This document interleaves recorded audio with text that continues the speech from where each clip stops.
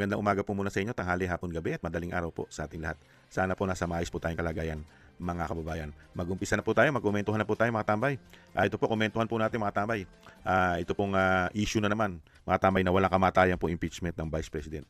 Alam naman po natin, talagang kailangan po nila i-divert. Hindi po ba? Ano po ngayon ang laging laman na naman o sinasabing laman ng balita? Ay puro po Duterte at kaalyado ng Duterte. Katulad po ni Senator Bato. Yan po ang issue ngayon. Ngayon, ang Vice President.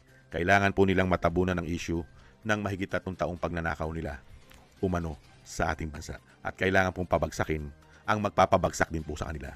Hindi po ba? Ito po mga tambay, unahin po natin yung sagot ng Vice President at isunod po natin yung plano po ng Makabayan Black sa pangunguna po ng napakahilig daw po sa saba, sa saging na saba. Ito po, pakinggan po natin.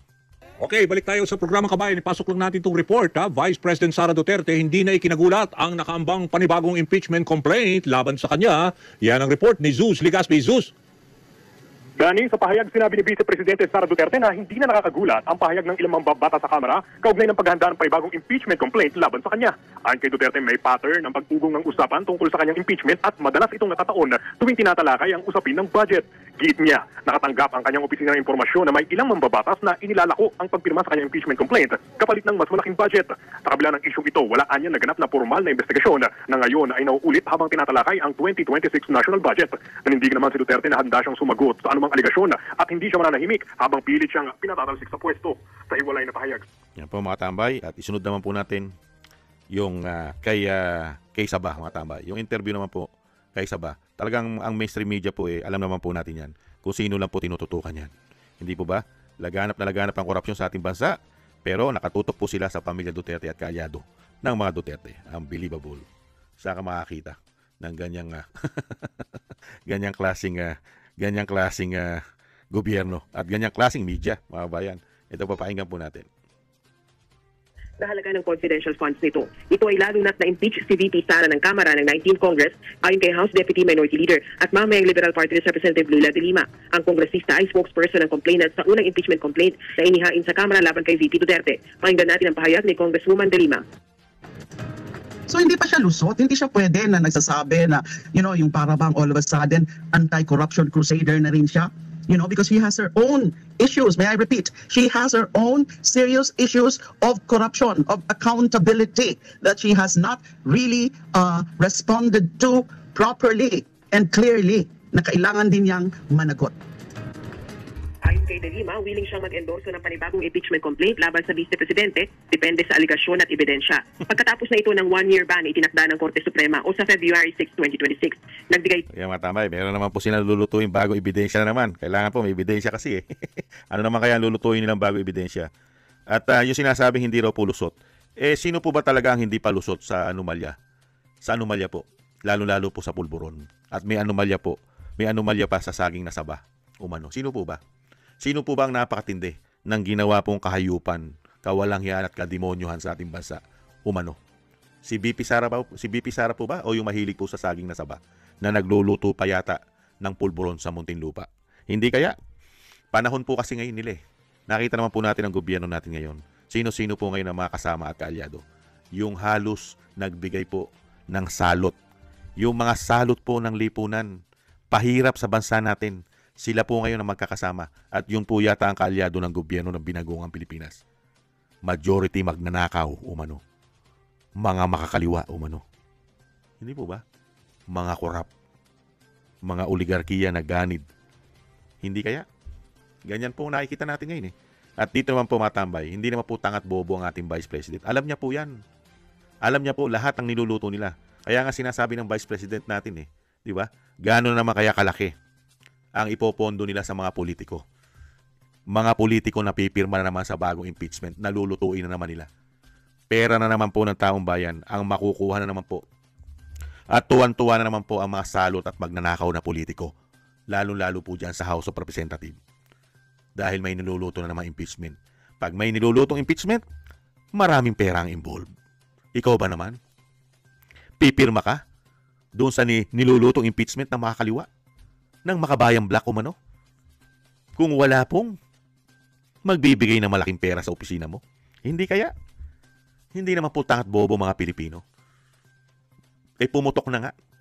Yung unang impeachment, gaano kalaki ang napupunta sa opisina ng pumipirma? Hindi raw bababa sa 150 million. Isang opisina na pumirma, 200 plus ang pumirma. Saan napunta yung pera na yon? Ano pinagamitan nun? Meron po ba mga resibo yon? O nahandun lahat yon sa mga vault nila, umano? Nakakatindi po. Nakakatindi ng galit. Hindi po ba? Pera ng taong bayan, ginagamit po sa kasamaan at pang sariling interest lang ng mga demonyo po. Mga sakim ganid sa pera at kapangyarihan. Kaya po ang ating bansa ay pilit po nilang dinadala sa pusali, sa kumunoy ng mga hayop na ito, umano. Dahil pagka hayop at demonyo ang nakaupo, umano, ay ganun din po sa baba. Nagiging hayop at mga demonyo rin po ang panunungkulan nila, umano. Kung gahaman sa kapangyarihan at sa pera nakaupo, doon sa taas, gahaman din po at sakim sa pera at kapangyarihan ang nasa baba. Hindi po ba? At hindi po nila nanaisin na makaupo ang Vice President. Dahil nakita naman po natin, magmula sa taas hanggang sa baba, sangkot sa maanumalyang korupsyon. Di po ba? Sino lang po ang makapagpapabago sa ating bansa? Noong mga panahon ng ating bansa ay laganap na laganap sa narco-politics, sa pulburon, sino po ba umayos at korupsyon? Di po ba isang Duterte? Ngayon po mas malala. Grabe po ngayon. Grabe po ang lala ng korupsyon ngayon. History po ito. Sino po makapag-aayos ng ganitong kalalang problema natin? Issue ng korupsyon. Sila? Sila na sa buwatan? O isang Duterte na naman? Hindi po ba Duterte? Kaya nga pinababagsak nila. Real talk. Hindi po ba? Kaya dito, gagawin po yan dahil ito pong sisaging nasaba, umano. Pagka po naging Pangulo ang si Vice President, balik po sa kulungan yan, umano. Babalik po yan. Dahil matindi po ang kaso niyan. At hindi pa po ligtas yan. Yung sinasabi niya hindi ligtas, accountability, siya po, sa sarili niya po yun. Hindi po kay Vice President Sara Duterte yun. Sa sarili niya.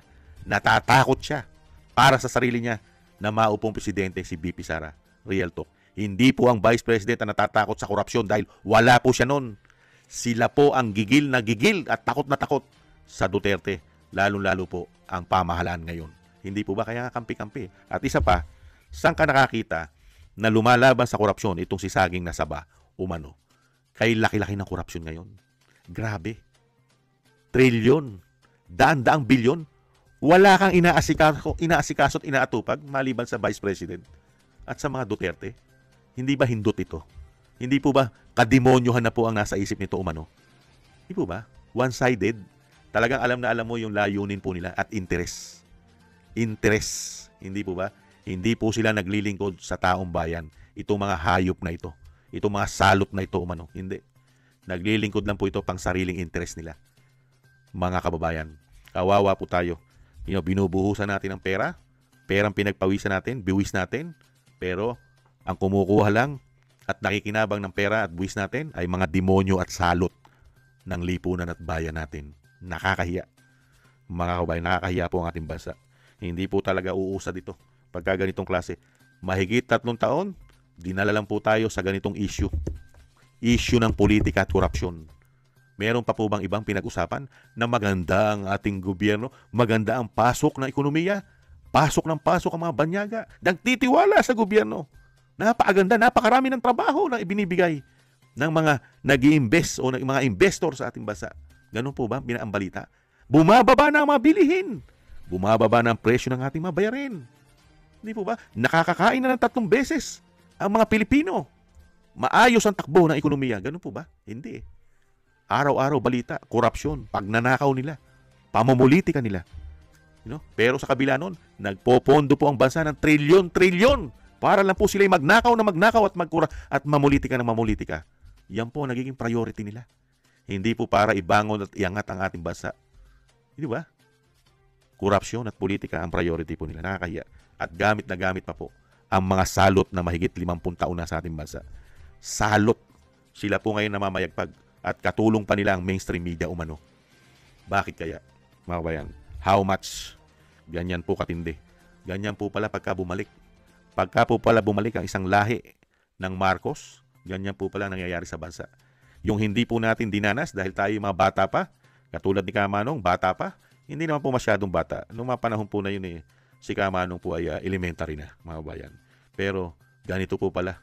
Nung nagkaisip at tumanda na tayo, ganito po pala maglingkod ang Marcos, mga tambay. Ibang klase po pala priority nila. ibang klase. Maraming salamat po mga tambay at expected na po natin yan na talagang gagawin po nila yan para po sa pangsariling interes. At syempre po, kapangyarihan at pera. Hindi po ba? Ingat-ingat po kayo, Vice President Sara Duterte, dahil po nanganganib po una-una ang inyong buhay sa mga taong halos lahat po sila ay nagbabanta na kayo'y pabagsakin. Hindi po ba? Ingat-ingat po. At sinabi rin po yan ni Saldico na mag-ingat din po kayo ayon po kay Maharlika. Ingat-ingat po kayo dahil kayo po ang pinupuruhan po talaga. Dahil kayo na lang, BP, Vice President Sara Duterte, ang talagang napakatinding magpapabagsak muli sa kanila. Hindi po ba? Kaya po pupuruhan po kayo niyan. Ingat-ingat po, doble ingat. At kami naman po ay patuloy na nagdarasal sa inyo pong pag-iingat, sa inyo pong kayo po'y maingatan. Thank you po. Maraming salamat din po sa gusto po natin Tambayang Makabayan sa YouTube at TikTok. At ganoon din po sa mga subscribers po natin. Thank you po. Sa mga nagbibigay po ng biyaya, maraming salamat po. Sa mga nagko-comment, like, share, and subscribe. Thank you rin po. Mabuhay po kayo. Shoutout po sa inyo lahat. At yung panalangin po natin mga tambay na tayo pong lahat, kasama po ang pamilya Duterte, tayo po lahat ay maingatan sa kapahamakan. At madugtungan pa po ang buhay at kalakasan ng ating dating Pangulo. At makabalik na po siya sa lalong mabilis sa ating bansa. Thank you po mga tambay. At patuloy po tayong magdasal. Doble ingat para po maingatan ng husto ang ating Vice President Sara Duterte. Ingat po tayo. Paalam po muna. Bye-bye.